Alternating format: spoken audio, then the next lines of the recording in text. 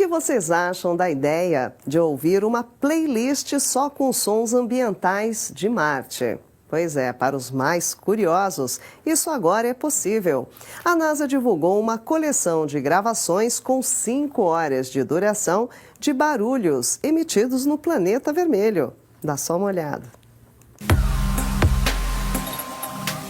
O rover Perseverance da NASA tem gravado diversos sons ambientais de Marte ao longo dos mais de 15 meses de operação no planeta. Agora, a equipe responsável pelo equipamento selecionou algumas dessas gravações e montou uma playlist marciana com 5 horas de duração. Como era de se esperar de um lugar sem vida aparente, Marte é um planeta muito silencioso. Os poucos ruídos naturais, como o vento, são cerca de 20 decibéis mais silenciosos do que os mesmos ruídos na Terra. O silêncio é tanto que até a equipe achou que os microfones do rover estavam quebrados.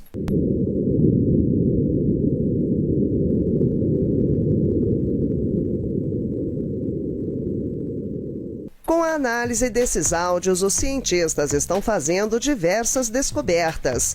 Eles determinaram, por exemplo, que o vento marciano tem extrema variabilidade, mudando abruptamente de uma brisa suave para rajadas violentas.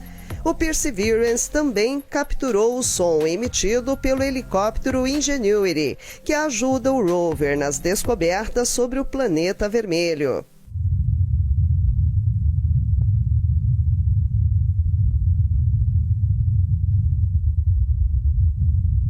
Segundo os pesquisadores, o dióxido de carbono na atmosfera de Marte também desempenha um papel na sazonalidade do som.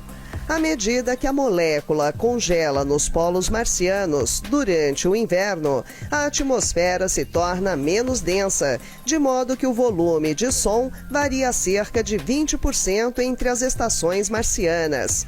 Para conferir a playlist completa com os áudios de Marte, acesse olhardigital.com.br.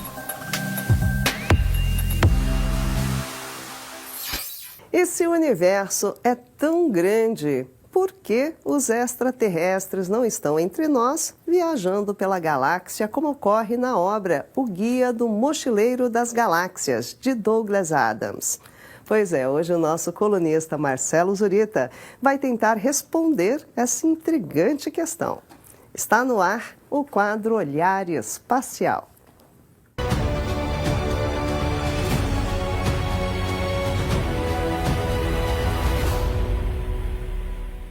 Olá pessoal, saudações astronômicas. Onde está todo mundo? Com essa simples pergunta, o famoso físico italiano Enrico Fermi intrigou seus colegas de trabalho e levantou uma questão fundamental, que até hoje norteia a busca pela vida inteligente fora da Terra. Essa história começa em 1950, quando Fermi e mais 3 colegas caminhavam para o almoço. Eles conversavam sobre uma charge da época, culpando alienígenas pelo desaparecimento de latas de lixo da cidade. O assunto evoluiu para as chances que os humanos tinham de avistar naves extraterrestres. De repente, Fermi para e pergunta aos outros: onde está todo mundo? Fermi era conhecido por sua habilidade em calcular boas estimativas a partir de dados mínimos, e durante aquela conversa descontraída com os amigos, ele rapidamente desenvolveu todo um raciocínio para tentar responder aquela questão de forma estatística. Considerando que apenas em nossa galáxia existem algumas centenas de bilhões de estrelas e que boa parte delas podem ter planetas com condições ideais para o desenvolvimento da vida,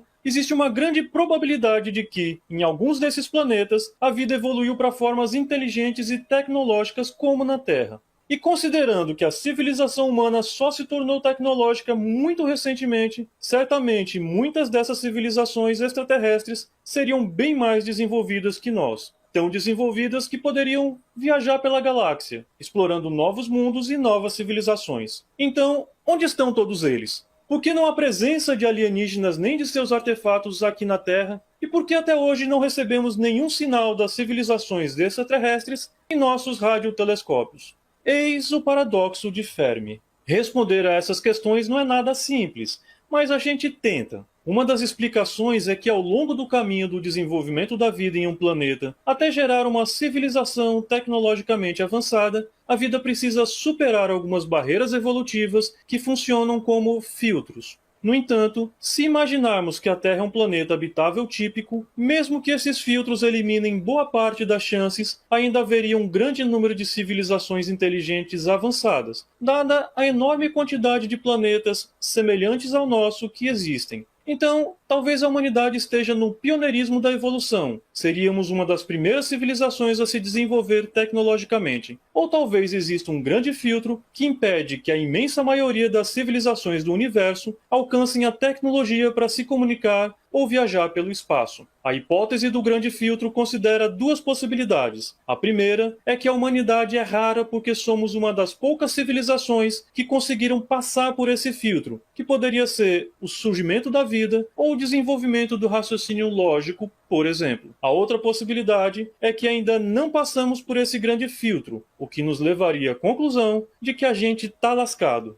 Essa hipótese considera que a vida no universo normalmente não evolui muito além do que já evoluímos, porque nesse ponto ocorre algo que impede que ela continue. Esse grande filtro poderia ser, por exemplo, a descoberta da energia nuclear, que tem um enorme potencial autodestrutivo para qualquer civilização. Isso seria uma trágica coincidência, já que Enrico Fermi foi um físico nuclear famoso por suas contribuições no desenvolvimento da bomba atômica. Para tentar quantificar essas hipóteses, Frank Drake criou uma fórmula que calcula o número de civilizações extraterrestres na Via Láctea com as quais poderíamos ter chances de estabelecer comunicação. A equação de Drake depende do número de estrelas da nossa galáxia, da fração dessas estrelas que possuem um sistema planetário, do número de planetas num sistema capaz de abrigar a vida, da fração deles onde a vida realmente surge, da fração dos planetas habitados onde a vida se torna inteligente, da fração destes em que a civilização se torna tecnologicamente avançada. E, por fim, depende da fração de tempo de vida de um planeta em que exista uma civilização avançada.